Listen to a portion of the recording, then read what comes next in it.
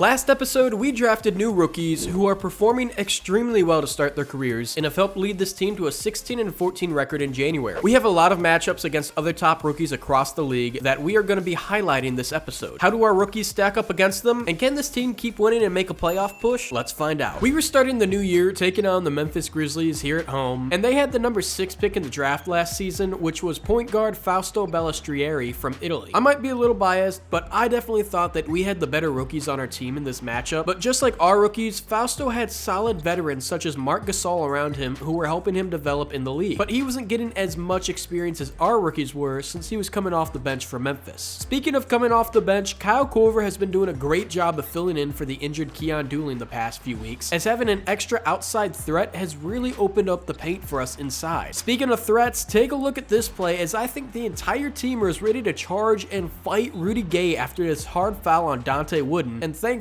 our rookie did not end up getting injured on the play. But that dirty play really gave our team a sense of urgency to bury the Grizzlies as fast as possible tonight, as headed into the fourth quarter, we were up by 12 and would extend it to a 14-point lead, and Dante Wooden was getting his revenge by going off on the Grizzlies defense all fourth quarter long, as the rookie would help lead us to a double-digit victory over the Grizzlies here at home and clearly outplayed his counterpart in tonight's matchup. Up next for us were the Washington Wizards, and just like last year, they were one of the worst teams in the league again, which ended up getting them Courtney Law with the second overall pick. This was one of those games that if we were going to be a playoff team this year, that we needed to be able to win. Washington was the worst team in the Eastern Conference, and we couldn't show any signs of struggling to beat them tonight. Surprisingly, rookie Courtney Law has not been a huge part of their rotation, and unfortunately for them, our rookies were, as they could both shoot the lights up from beyond the arc on any given night of the week. Our shooting was definitely helping us tonight, as we would end the first quarter with a solid lead over the Wizards, but they came back in the second quarter fighting for every rebound and point they could get to help get themselves back into this game. And as they started finding more open shots, I knew we had to make some defensive adjustments to keep them out of reach. Brandon Jennings would get us back to a 10-point lead with his fast break dunk, but we would leave them with a wide open baseline opportunity to score right before headed into halftime. It was only an 8-point game early on in the second half, and we had to change that, so Lonnie Roberts would fix it with a 3-pointer, and then it was Keyon Dooling, who was on a minutes restriction coming back from injury, who made the most of his time in the second half to swing the momentum back our way. With under 2 minutes to go in the game, he would bring the ball up and knock down a huge 3-pointer that took all hope of a comeback away from the Wizards, as we would handle Washington like we expected with a 62-44 victory here at home. Rookie Courtney Law only put up 8 points and 2 assists this game, and was outplayed by Lonnie Roberts, who was 2 rebounds shy of a double-double. Unfortunately, we would follow that up with a blowout loss to Indiana, and would now be sitting at 21-20, which surprisingly was enough to give us the 5th seed in the East right now. We were headed into the last game of January, and were taking on the second-seeded Los Angeles Lakers. While they didn't have a top rookie, they had Kobe Bryant, and that says enough about this matchup. We knew that we were in for a long night when we thought we stopped Kobe on his first possession, but would end up turning it into an and-one play instead. Somehow by the end of the first quarter, we were still in this game hanging with the Lakers, and would actually tie it up before heading into the second quarter. The Lakers didn't seem to like that though, as they would go on an 8-0 run to start the second quarter, and Kobe of course was still doing his thing as well, and would eventually put them up by 11 over us. We had to fight back though and try to cut into this lead before halftime, and this 3 from Dante Wooden would help that, as we were now only down by 2, and it was Dante for 3 again and would give us the lead this time. The rookie shooting guard was really stepping up big time in this game for us and would give us the lead again headed into the fourth, and it was looking like we could possibly start pulling away from the Lakers and win this game tonight if we kept shooting this way. But of course, with less than a minute to go in the game, Kobe Bryant had other plans in mind, as it would end up coming down to free throws from Brandon Jennings to win this game for us, and our point guard would clutch up and knock down both of them, as we would manage to take down Kobe Bryant and the second-seeded Lakers in the West. We were still only a game over 500, and were taking on a rematch against the Washington Wizards, who looked a little bit different as they just traded Gilbert Arenas for Greg Oden the day before. This was also another chance for our rookies to match up against second overall pick Courtney Law, who was currently second in the running for Rookie of the Year here in season number 2. It would be a great morale boost for the team and our rookies if we could come out and outplay their top rookie again, but Washington was managing to keep it a lot closer so far than last game against them. Thankfully, our rookies came out hot to start the game for us, as Wooden and Roberts were hitting shots from all over, but the Wizards seemed to have no trouble doing that tonight as well. It would eventually pay off for them, as Nick Young would hit this 3 to give them their first lead of the night, but thankfully Michael Redd would come down the court and answer with a 3 of his own right before halftime. Despite that, it was still a very close game, and Courtney Law was having an amazing night for the Wizards so far. Our only hope right now was that our 2 rookies could outplay him the rest of the game, and thankfully thankfully it seemed to be going that way as Dante Wooden was coming up with multiple big-time shots for us in the fourth quarter. Up by only 8 with a minute and a half to go in the game, and Wooden would come up clutch with this huge three-pointer for us on the fast break, and that would help seal the game for us as we would walk away with a 13-point victory over the Wizards on the road. Despite the loss, Courtney Law almost put up a double-double against us, but one of him was not enough to slow down our two top rookies in this game tonight. Headed into All-Star break, we held the 5th seed in the East, but right before the break, Keon Doolin would go down with yet another injury, so Kyle Korver would be called off of reserves again to fill his spot. It was time for the rookie-sophomore game, and our Dante Wooden was starting with Lonnie Roberts coming off the bench tonight for the rookies. Dante would end up scoring the first points on the night with this elbow jumper for the rookie team, and would end up being the main source of their points in the first quarter tonight. He would not see much more action in his stat line though after drawing this foul on a fast break in the second quarter, and Lonnie Roberts' only bucket would come late in the fourth quarter as the sophomores would end up beating the rookies tonight 43-32. Following that up was the main event of this weekend as the East and West All-Stars took on each other here in Orlando. The Western All-Stars defeated the East last year by 10 points, so you knew that they were coming out for revenge this season. Surprisingly, it was a closely contested and low-scoring game throughout the start of the second quarter tonight, and to no one's surprise at all, LeBron James was going off for the East All-Star team so far. They had a 2-point lead over the West, and Dwayne Wade would extend it to 5 with the first three-pointer of the night, but the West wasn't out of it yet as they had none other than Kobe Bryant on their team. Kobe would find Zach Randolph on the elbow, who would bring it to a 1-point game, and then it was the new addition to the OKC Thunder, Carmelo Anthony, who would give them the lead. The East would go back to their superstar in LeBron James to take the lead right back, but after 2 free throws, KD would tie it up at 40 apiece. With 2.1 seconds left, he would have a chance to win it for the West, but this game would be going to OT instead. Dwayne Wade would strike first for the East with an and-one bucket to start overtime, and after that, the East offense just didn't let up the rest of the period as they would get their revenge with a 7-point victory over the West this year here in Orlando. Back to the regular season, and we had 2 games left in February, and this was another rematch against rookie Uri Gallagher and the New Jersey Nets. Our 2 rookies would help us jump out to an early 10-point lead over the Nets in the first quarter, but they would slowly start closing that gap at the start of the second. Just like last time, Kyle Korver, who was filling in for an injured Keon Doolin, provided great help from beyond the 3-point line, and that got me thinking maybe we should keep him around after this season. Keon Doolin was starting to get old and has suffered 3 injuries at this point in season number 2, and I didn't really intend on Kyle Korver ever being a serious part of our rotation when we acquired him in a trade last season, but with the great 3-point shooting ability we have in our starting lineup right now, I think it would be a great idea to have a 3-point threat like him coming off the bench as well, which would make us just as deadly from beyond the arc when we would have our bench unit in for the starters. Uri Gallagher did absolutely nothing in this game for the Nets, as I think we definitely drafted the better rookies than they did. We would finish February with a 6-game winning streak, which moved us up to the 4th seed, where I was hoping we could stay and make a push for the playoffs next episode.